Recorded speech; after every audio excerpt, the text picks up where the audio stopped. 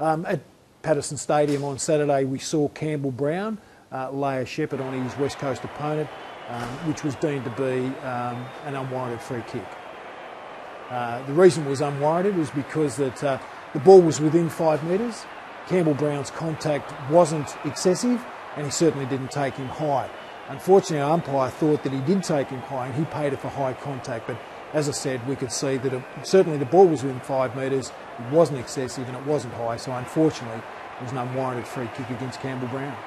Yeah, at Scotus Stadium on Saturday, we saw Jeremy Cameron get penalised for interfering with the duties of an umpire, not allowing the umpire to perform his duties in the correct manner.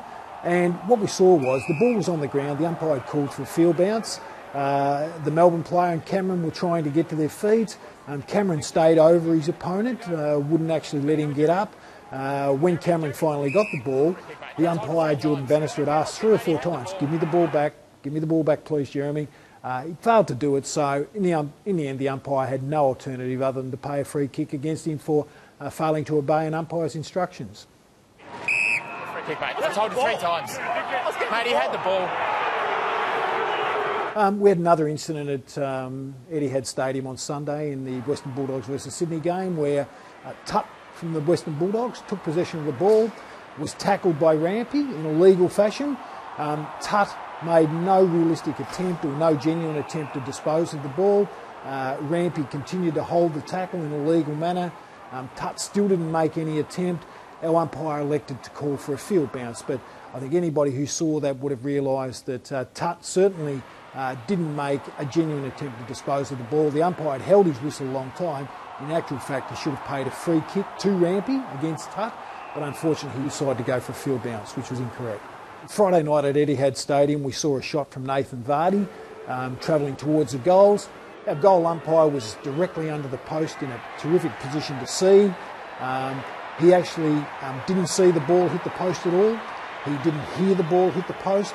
We had other umpires in the vicinity who said the same thing. They didn't hear or see the ball hit the post. So the goal umpire came up and gave a goal signal. Our people up in the score review box had an opportunity to see a replay, and we saw that quirky deviation, funny movement of the ball, which they saw and thought we better check this and see what's happening. And from there, when they checked that vision, what we need to understand is they have to be 100% certain, 100% clear that that ball hit the post to overturn the umpires on the field who believed that it didn't hit the post. So when they looked at that, yes, there appears to be some sort of deviation. Was that the ball dropping in its trajectory? Had that deviation occurred after the post? So our people up in the box deemed inconclusive. We can't be 100% certain. Therefore, we go the umpire's call at the time, who was in perfect position, didn't see or hear any sound, so he gave it a goal, and we're comfortable that that goal stands. We saw an out of bounds on the full free kick awarded to Ben Jacobs. Jacobs took the ball.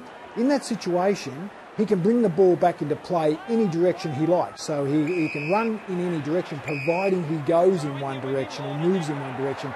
In this case, what we saw Ben do was deviate to go one direction, change his mind, and then go another direction outside the boundary line. And once he changed direction, he's played on outside the boundary line, so the umpire has no alternative other than to call for a throw-in. So correct decision, a quirky one, but a good learning one for everybody who's watching to understand what that situation is.